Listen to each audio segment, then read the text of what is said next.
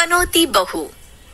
किसी की वजह से अगर कोई काम रुकता ही चला जाता है तो लोग उसे पनौती कहने लगते हैं। अरे आज हम लोगों की जूस की फैक्ट्री का माल ट्रक में लद कर शहर जा रहा है। डिलीवरी होते ही पेमेंट भी आ जाएगी। लाखों रुपए का माल है। लेकिन थोड़ी ही देर में रितु का पति दौड़ता हुआ आता है। पिताजी, वो जूस से भरा ट्रक पलट गया। सारा जूस पास की नाली में बह गया। हे भगवान, तेरी शादी के बाद ये पहली बार ऐसा हुआ है। मैं तो बोल ही रहा था कि इस लड़की की कुंडली बनवा लो। देखा, आए दिन नुकसान। बेचारी रितु पर्दे के पीछे से ससुर की बात सुन रही थी, लेकिन करती भी तो क्या, कहती भी तो क्या।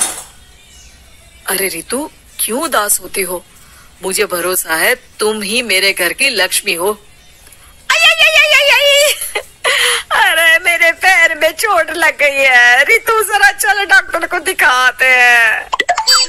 रितु सास के साथ डॉक्टर के घर जा ही रही होती है कि उसका पैर फंस जाता है और वो सास पर गिर जाती है। हाय रे, पहले से पैर टूटा था, अब ऊपर से मेरे ऊपर गिर गई। भगवान उठा ले मुझे, भगवान। कोई उठाओ तो मुझे। हाँ सासू माँ, लाइए हाथ दीजिए, यहाँ बैठिए, मैं पानी लेकर आती हूँ। अरे अब तो डॉक्टर भी चला गया होगा। अरे इस लड़की के कारण पता नहीं मैं अपने पैरों पर खड़ी भी हो पाऊंगी कि नहीं। माँ, बहुत घबराहट हो रही है। कल मेरी अपनी खुद की फैक्ट्री शुरू होने वाली है। पता नहीं कैसा रहेगा मेरे लिए बिजनेस। अरे क्यों नहीं बेटा, अच्छा होगा। इतनी लगन और मेहनत जो की है तूने, बस तेरी बीवी का मनहूस आया ना पड़े। अरे जब से आई है कुछ ना कुछ मनहूस होता ही चला जा रहा है। कैसी बात कर रही हो माँ? एक तो वो अपना घर परिवार छोड़कर हमारे लिए यहाँ आई है, और तुम हो कि। दिन बीतते हैं और एक दिन। निकल इस घर से, मैं कहती हूँ निकल। जब से यह लड़की मेरे घर की बहू बनी है, हर जगह घाटा, हर जगह नुकसान। कभी सास का पैर टूट रहा है तो कभी जूस का ट्रक ही गिर जा रहा है। अरे अब तो हद ही हो गई। मेरे बेटे का इतना भारी एक्सीडेंट की वो कोमा में चला गया। वो तो शुक्र है कि जान बच गई। नहीं, हम ऐसी लड़की को अपने घर में रख ही नहीं सकते। अब तो रितु को भी लगने लगता है कि वो मनहूस है। वो चुपचाप घर छोड़कर निकल जाती है। चलते चलते रितु एक जंगल में झोपड़ी में पहुंच जाती है, जहां एक साधु तपस्या कर रहे होते हैं। आ गए बेटी, क्यों परेशान होती है? ये तो जीवन का नियम है। इंसान हमेशा नकारात्मक चीजों को ही सुनता, देखता और समझता है। किसी की अच्छाई उसे नजर ही नहीं आती। आपने मुझे बेटी कहा है तो शरण भी दे दीजिए बाबा। मैं आपका सारा काम कर दिया करूंगी, बस आपके जीवन में मेरे जैसी बेटी की वजह से कुछ बुरा ना हो। साधु आंख बंद करके मुस्कुराता है और रितु उनके घर की बेटी बन जाती है। पिताजी, भोजन तैयार है, आकर खा लीजिए। बेटा, जो भोजन तूने बनाया है उसमें सांप का जहर है, वो खाकर मैं मर सकता हूँ।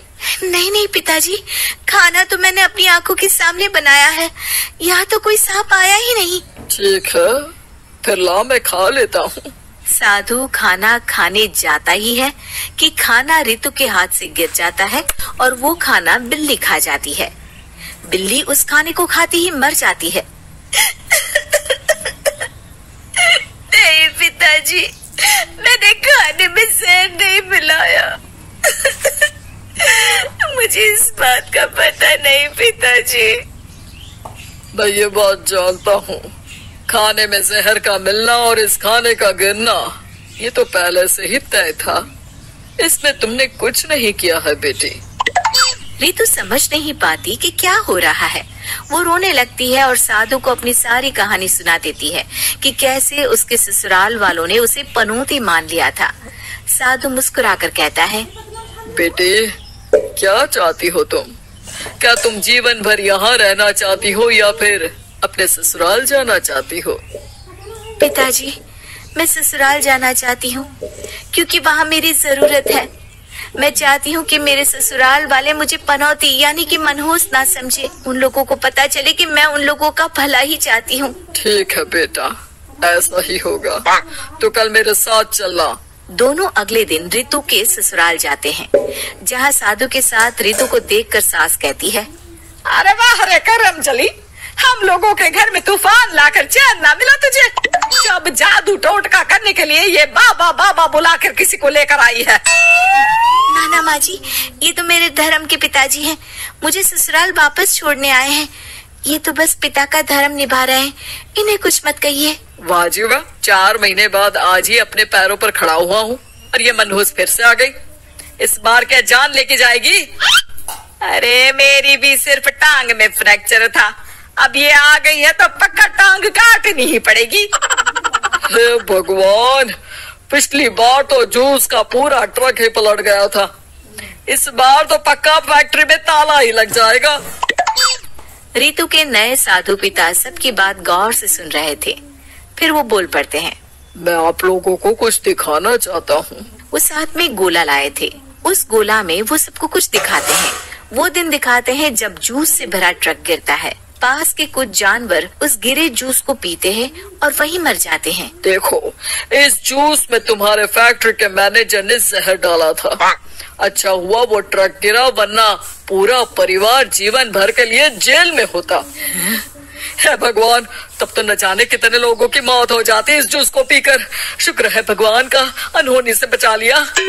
वो दिन देखते हैं जब पति का एक्सीडेंट हुआ था, लेकिन रितु के करवा चौथ के व्रत के कारण वो बच जाता है, वरना तो मृत्यु निश्चित थी। सभी रितु की तरफ देखते हैं।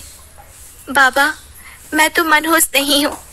शुक्रिया बाबा, मेरे मन में जीवन भर का बोझ रहता कि मैं इन लोगों के दुख का कारण तो नहीं। नहीं नहीं बेटा, मनहूस तो ईश्वर किसी को नहीं बनाता। हर चीज का एक वक्त होता है और जो होना है वो तो होता ही है। मुझे माफ कर दे बहू, तू तो इस घर की लक्ष्मी है, रक्षक भी है। हम लोगों को माफ कर दे बेटा। रितु को ससुराल में छोड़ बाबा वापस चले जाते हैं।